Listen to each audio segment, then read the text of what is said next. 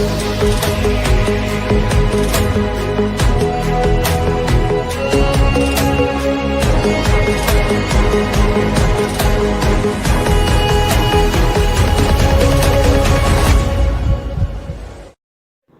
everyone, hope you're well. Chris Cowlin here. Now before we get into it, I'd just like to inform you about a new website selling quality current and retro Spurs jerseys, okjersey.com. They sell all current and retro Tottenham Hotspur shirts in all sizes. They sell the current fan and player versions as well as the 80s and 90s retro shirts, including my very favourite, the 1991 FA Cup final shirt.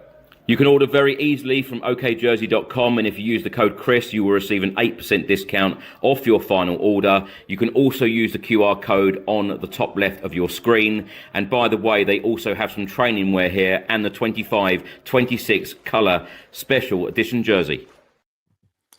Welcome back to the channel. I hope you're all doing well, and this is another edition of the Daily Tottenham Transfer News Show. My name is Chris Cowlin, and I'll be joined by Craig Dearman. As per usual, we'll be here every single day during the January transfer window on YouTube, on X, and on Facebook. Now, today is the 3rd of January. The January transfer window is now 3 days old. Make sure you do hit that subscribe button, press like, comment below, and turn on that notification bell so YouTube informs you every single time we upload a video. Now, Craig, how are you? Yes, not bad at all, Chris. Yeah. Right, let's get straight into it. Official news released yesterday by Tottenham Hotspur Football Club. Coach Takai has joined Bundesliga side Borussia Mönchengladbach on loan for the remainder of this season, the 25-26 campaign. An arrival from J1 League outfit Kawasaki Fontali in July. The 21-year-old defender recently returned to fitness following injury and made his first appearance in a matchday squad in Sunday's Premier League win at Crystal Palace. A Japan international, the centre-back has 4 caps to his name for his country, having made his debut in a 7-0 win over China in September 2024. This news broke, Craig, literally minutes after our last show. We did expect this. Football.London had reported that this may happen. A good move for him. I know that there have been a lot of reports stating that Borussia Mönchengladbach have a buy option, but that has now been rubbished by The Athletic. Of course, like I said yesterday, many reports will be coming out. It's just knowing who are the good sources, who are the good journalists reporting on all of these matters. So they haven't got a buy option. I feel like he needs game time. Of course, he's had a really tough start to his career at Tottenham. What do you make of this one? Yeah, you're right. Yeah, there was the report that said there was a buy option was from a local journalist, I believe, in Germany that reports on the club. So it's good news in that regard, because I just couldn't have worked that one out if there was a buy option for him. You know, he's not even played for Spurs, but you're right. He's got to get minutes, and you would hope that he does. So German league, we've always said, the one that's most closely linked to the Premier League, physicality and all that. So yeah, hopefully he can get some decent game time and come back in the summer a fit player and help us next season. Yeah, sorry, did you want to carry on that, Chris? I was going to talk about another official announcement released by Spurs in the last 24 hours. Jamie Donley has joined Championship side Oxford United on loan for the remainder of this season. The 20-year-old versatile midfielder spent the first half of the campaign at Stoke City. He now links up with fellow Spurs loanee Will Lancashire at the U's. A product of our academy, Jamie made his senior debut for us at Manchester City in the Premier League in December 2023 and impressed on loan at Leyton Orient last season. Like I said yesterday, Craig, I think it's a really good move for him, particularly that he's joining up with Will Lancashire, because I tell you what, them two in the same team for the Spurs under-21s, they were on fire, and I expect the same at Oxford in this second part of this season. Yeah, I agree with that. Yeah, I think we touched on this yesterday, that Jamie Donnelly's going to know the runs Will Lancashire makes. And they do link up well. There's two players a bit like, you know, back in the day, Shearer and Sheringham for England, you know, it was kind of telepathic at times. So if you've ever watched them two play together, you can see that. So hopefully he has a good second half of the season, Jamie, and then comes back in the summer refreshed, and who knows? Could he even force his way into the first team squad? My first one today is Mathis Tel on loan. As per Sport Witness, they've said Tel could go out on loan in January. A number of suitors, but I suppose he's just talking about Mathis Tel for me. The club signed him permanently in the summer. This was before Thomas Frank was appointed. Apparently, Frank gave his okay to this because the deal was very, very close to being done for Thomas Frank. It's a bit of a strange one. Mathis Tel hasn't really had that many minutes under Thomas Frank at all. And now rumours that he could be going out on loan. For me, I don't think Mathis Tel's probably been given a fair crack of the whip, to be honest with you. Good game. I saw him play against Leeds. Him and Odebear played very well in that game. Tel, of course, getting his goal. I'd have just liked to have seen Mathis Tel get a few more minutes for Spurs. Now, obviously, this might not happen, but if it does, and it looks like that Spurs are willing to loan him, then it's a bit of a weird one for me, because we've let Johnson go, and now which I'll come on to in a minute, but it's weird that we're letting Mathis Tel go. So I would just hope the club have got a plan for bringing in forward players to replace these players, Chris. Yeah, I've been saying that for the last few weeks now. I just hope that we have plans or aces up our sleeves, certainly, because when you let Johnson go, who was our top goal scorer last season, and of course, third consecutive season letting your top goal scorer go, Kane, Son, and now Johnson. But Mathis Tel, you're absolutely right. We signed him a couple of days before Thomas Frank walked through the door, and that narrative of Thomas Frank said yes. What manager, honestly, when you're walking through a door, is going to go, no, I don't want the player that you've done so much research on and spent so much time on trying to sign this player. No, I don't want him. And did he do enough during the loan spell last season to say, we definitely want this player? But like I've always said, is it about players for the future, or is it about impact players now? And when you look at Mathis Tel, when he's getting, hardly any minutes, and I've seen glimpses from Tel. I like him, and I know there's a lot of criticism aimed at him. He's still a very, very young player. He was one of the players that impressed me actually during pre-season in Hong Kong and South Korea, and it's all about grabbing your opportunities when you get those minutes. I know he came on against Manchester United. He had a part in one of the goals. Of course, he done well at Elland Road as well. So we've seen glimpses from him this season. But players like this, they need consistent game time.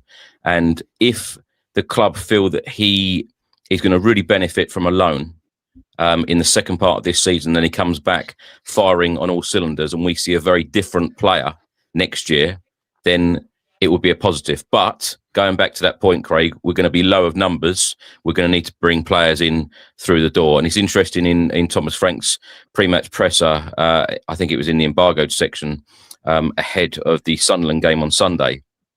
He's saying that, what type of players do we want to sign? Is it about young players? Is it about experience? And he's saying we need that good mix. And I agree. In the last couple of windows, I feel like we've signed a lot of players for the future, as I said to you yesterday. So it's more about experienced players coming through the door. Did you want to talk about Brennan Johnson? Because I've got a lot to say about Johnson as well. So you kick it off. It was just really confirming the Johnson departure. And Alistair Gold reported that it wasn't really met with happiness, should I say, from the squad. A lot of people in the squad and in the dressing room, it was clear that Brennan Johnson was a very popular player within the squad. We've seen him best buddies with Archie Gray in James Maddison's YouTube videos. He's always on them two as thick as thieves. They're always knocking about and fooling around together. And it was clear that Brennan Johnson was a very popular member of the squad. And apart from that, when you look at his goal return, it's actually very good, even this season. It's just a weird one for me letting Johnson go. I know he splits opinion, but your top scorer last season, are we going to replace those goals? In a time when we're struggling to score goals, we've sold our top scorer again. So it's just a weird one for me. Wish him well, but it's strange that we would choose to sell him this early in the window, and that Brennan Johnson actually wants to go. And what does that say? So it's a strange one. What's your opinion on Johnson, Chris? Well, first of all, let me say Brennan Johnson is the fourth biggest sale from Tottenham. According to Transfer Market, Gareth Bale, of course, left for Real Madrid, 101 million euros. Harry Kane for 95 million euros. Kyle Walker, Manchester City for 62.7 million euros. Now Brennan Johnson for 38.4 million euros. Now, first of all, let's read out the official statement from Spurs on Brennan Johnson. Tottenham Hotspur Football Club have reached an agreement with Crystal Palace for the transfer of Brennan Johnson. The 24-year-old Wales international's name will be forever etched into our history as the winning goal scorer in last season's Europa League final. His close-range effort proving to be the only goal of the game as we defeated Manchester United 1-0 in Bilbao. We thank Brennan Johnson for his contribution and wish him well for the future. Now, Brennan Johnson, on joining Crystal Palace from Spurs, he said, "I'm really excited and I'm really happy. Crystal Palace is such a great club, one that I've always admired. It's a great time for me to be here and join this journey that the club is on. I'm super excited." And Crystal Palace boss, Oliver Glasner, on signing Brennan Johnson, he said, "I'm really delighted that Brennan has joined the club.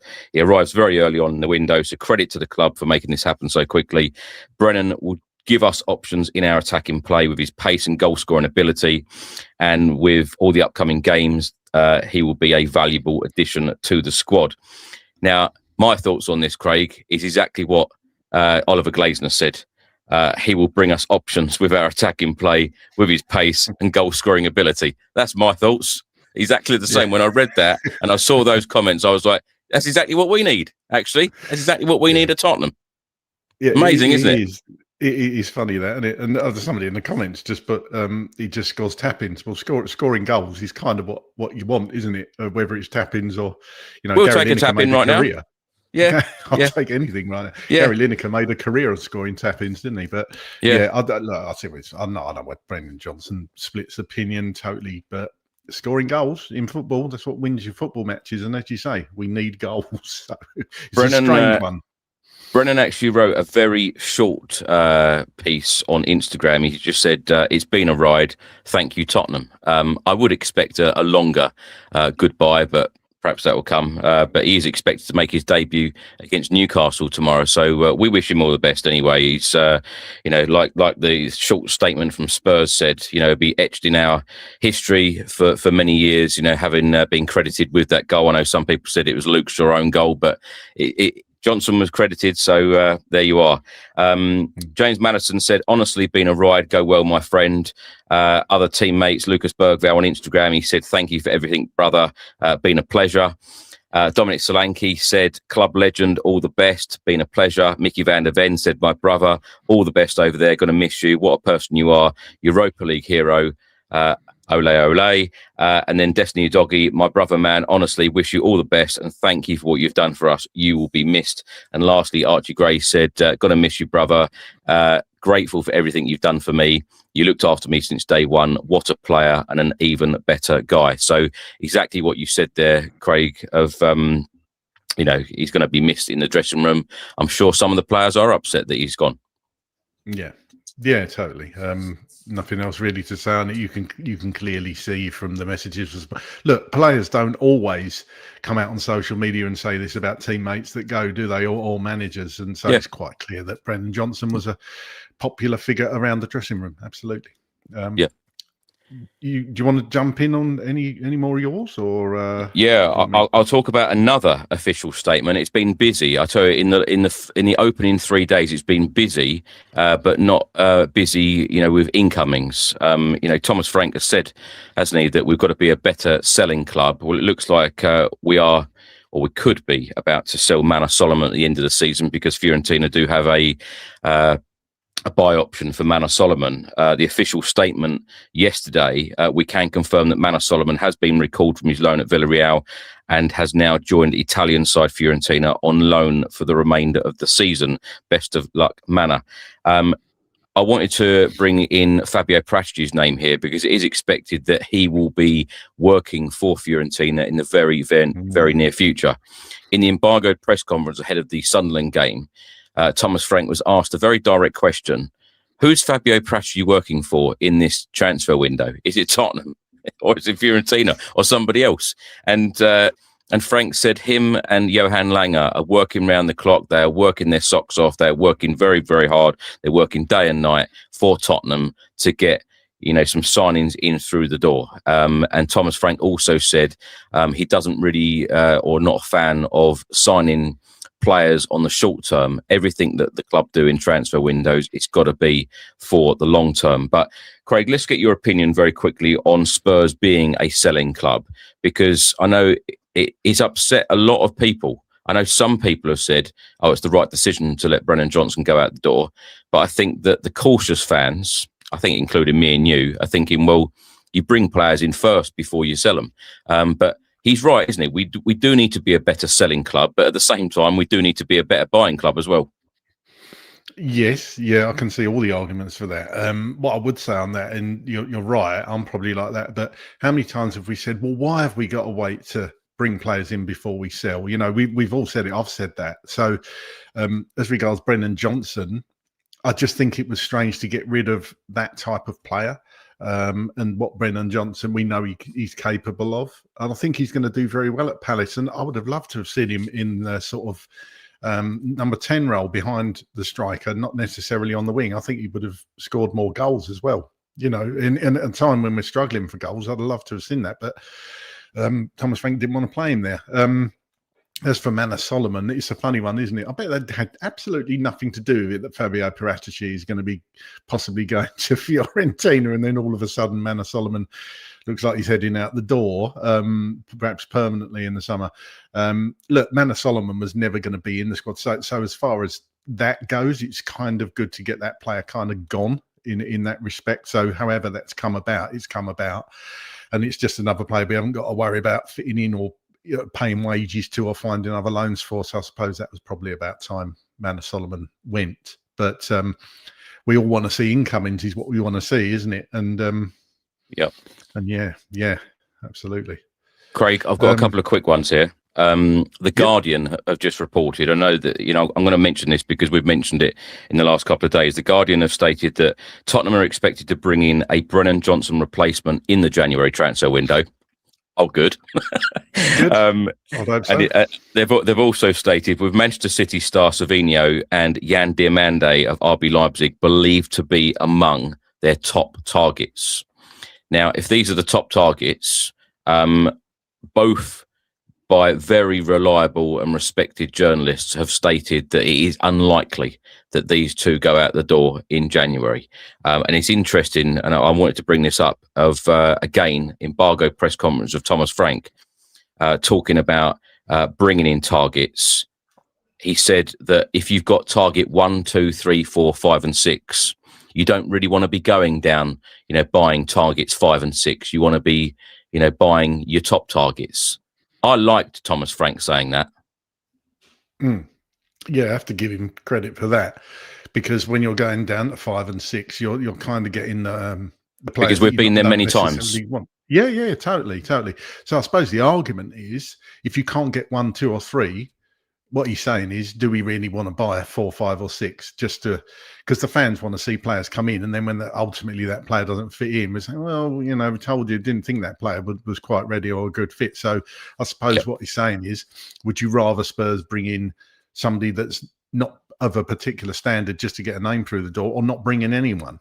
I mean, he's come out and said, hasn't he, it's difficult. I think all managers say that just to, quell the fans' excitement, because albeit that there's a transfer window in January, but it's difficult. It is a difficult window. But then again, 3 parties, buying club, selling club, and the player, they've all got to agree, haven't they? So you can kind of see, But we all say it now. We all say it now as fans. January transfer window is difficult. It's realism, isn't it? I suppose it is. I hate saying it though, because us as fans looking in, it shouldn't. We see it quite black and white, don't we? Well, we can just go and get him.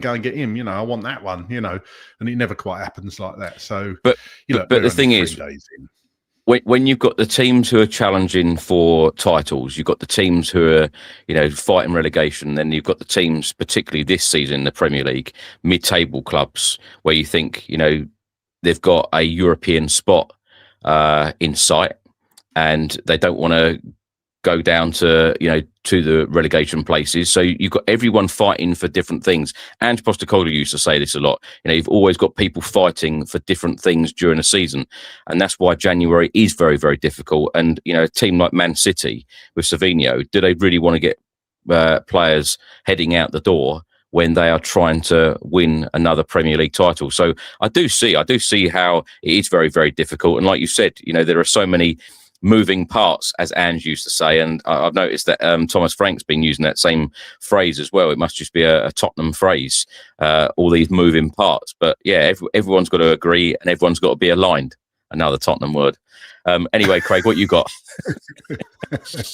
Do you know what's funny? I was just sitting here thinking, when you're talking about transfer windows, and obviously a lot of people watching this stream will remember there never used to be a transfer window, and players could go at any point of the season, which is quite scary thinking about that, isn't it? At least now you've got players till a certain point, but hey, it is what it is. Well, the last one's from me, and it's actually there's a fair few other outlets reporting this, but it's from Football 365 and Give Me Sport have both reported something very similar, that Spurs aren't totally convinced. There's people in the boardroom and people high up at Spurs are not entirely convinced about Thomas Frank and that he's the man to take us forward and the project's going to work. And big rumours and suggestions that Spurs are going to look to bring Pochettino back in the summer.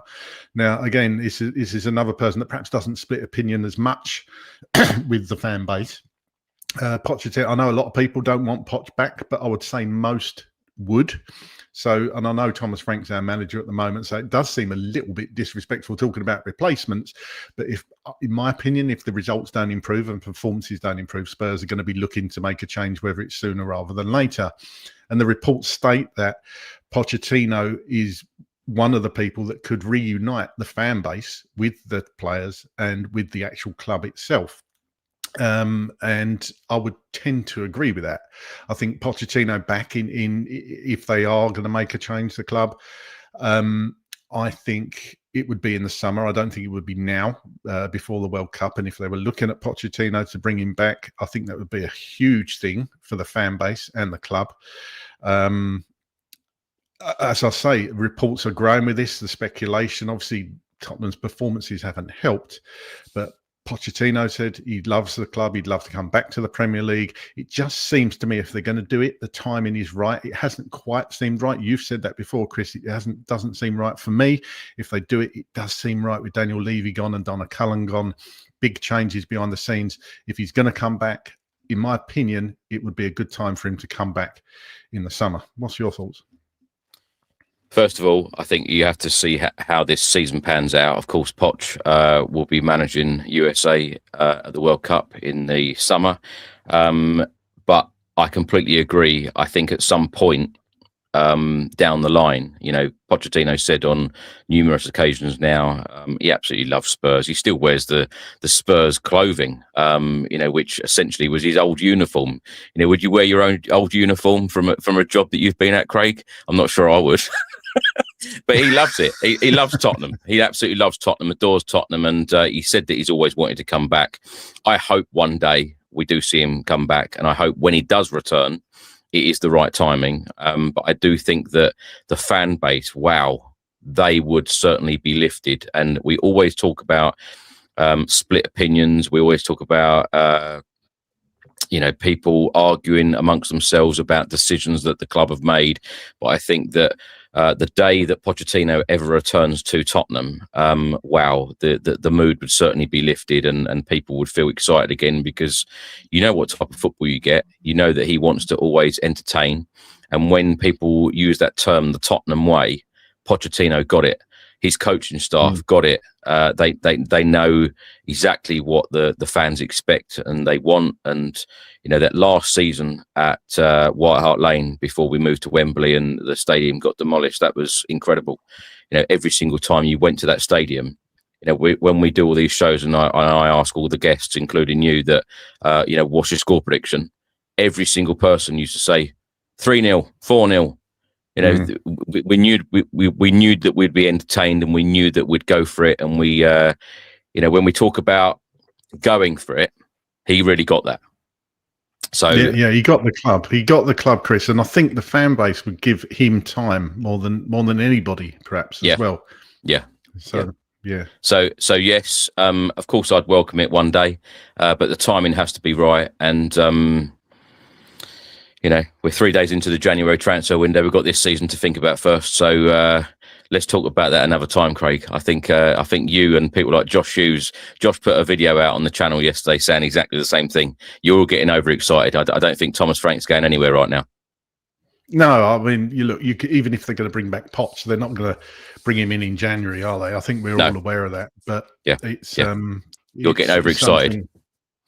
It's something that is definitely brewing. There's something brewing there, You can bring this on another daily Tottenham transfer news show when the season's ended, Craig. That's what we'll do. Right. How do we know where we're going to be then? Wow. Yeah. Well, exactly. Football is a changing game, and things change rapidly. Let's talk quickly about this one, or I'll go through this one. The Sun and Football League World, and I've mentioned this in the last couple of days, but there has been an update. Tottenham have recalled Damola Ajayi from his loan at Doncaster, with 2 London-based EFL clubs now expressing interest and taking the winger on for the remainder of the season. League 2 leaders Bromley are keen to bolster their promotion push with the addition of Damola Ajayi, while Wimbledon, competing in League 1, are also monitoring the situation and are considering an approach, which would be a good move for him, in my opinion. This one, Craig, Thomas Frank, in the in an embargoed press conference, he was asked the question, are you enjoying it at Tottenham right now? He said the short answer is no. I knew it'd be a big challenge. Of course, when I walked in the door, I didn't expect Solanke or Maddison to be out for 7 months or Kulusevski not to be ready. I knew it'd be a big challenge, that this would be a transitional season, that we are building something that I'm convinced that will be very good in the future. I know there are a few things to improve, but I'm very aware of what they are. What do you make of those comments? Because it is a fair comment from the manager that when a manager walks through the door, Solanke, Maddison, Kulusevski, when you are without 3 of your most creative players in the team, that is in itself a big challenge. And I feel like a lot of managers would have to play a different way, would have to adapt, and they are missed, aren't they? And of course, Javi Simmons has been hit and miss. And of course, he's missed the last couple of games, about to miss the Sunderland one as well. We'll be back for the Bournemouth away game, but we've been without a lot of creative players. We have, but he would have known about Kulusevski. And they brought in Javi Simmons as a replacement for Maddison. They did, well, I suppose they acted as quickly as they could on that one. Solanke probably a bit different. He probably didn't expect that. I'll give him that one. But every club has injuries, and he did have other options. He has got other options he can play. We brought in Randall Colomwani, so there are players there that have replaced those other players, and we've just sold Brennan Johnson as well. Yeah, you had Brennan Johnson as an option there, and he can score goals. So I do agree with him somewhat. Absolutely, using those players can't be easy, but we have brought in other players. We brought in Mohamed Kudus. We brought in Javi Simmons, like I say, Randall Colomwani. So there are players that have come in, good players, that should be doing better than they are. And, the manager picks the team, the manager sets us up. And for me, sometimes we just haven't quite showed enough ambition on the pitch. That's all I'd say on that. Craig, got one more, and this is talking about the Brazil left back, Sousa. We're being linked with him. Apparently, Spurs have had an offer turned down for around 10 million euros. Currently plays at Santos. Like I mentioned earlier about Thomas Frank saying that we need a mixture of players for the future and impact players, and he even called it them impact players as well. What do you make of Spurs going after this young left back? Is this a player that is going to walk into this team, or if Spurs get the deal done, or is this another player for the future? Well, it's another one for the future, isn't it? When we bought Destiny Doggy, he was loaned back, wasn't he, for a season, and then he was basically straight in the team for Ange Postecoglou in that first game at Brentford alongside Mickey van der Ven. Ange just threw him straight in and they performed brilliantly. So, look, there is exceptions to the rule. Players can come in from other leagues. Generally, I would say young players from the South American League don't particularly do that well when they come to the Premier League and start. You've seen that with Alejo Veliz.